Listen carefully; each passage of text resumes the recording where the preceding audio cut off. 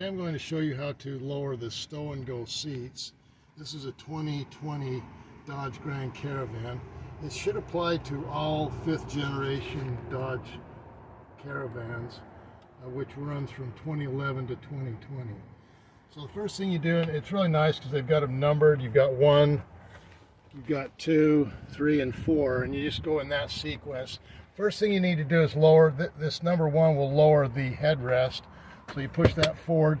You need to, now to release this headrest, you got to push the button here and push down. And then over here, you'll just go ahead and pull the lever and it lowers the headrest. Okay, then you go to number 2. This is going to fold the seat down. You pull the lever, it'll lower the seat. Same thing on the other side. Then you go to number 3. This is going to let you pull this back.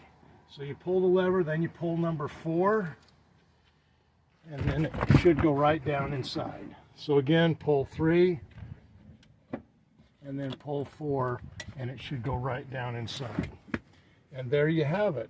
Okay, to raise the seat back up, and I'll just show you this one side, you just pull number 4, and you let it go down. You then pull number 2, and pull 4 back, and that should, you want to make sure it sets. Again, to raise the headrest, just pull this, lift it up. You can just raise that one up, and you'll do the same thing to the other side. Again, you can just pull that up, let it go down, pull number 2, pull this back, and then the headrest, lift that up, and pull it back. Thanks for watching Big Al Repairs, and hopefully you subscribe.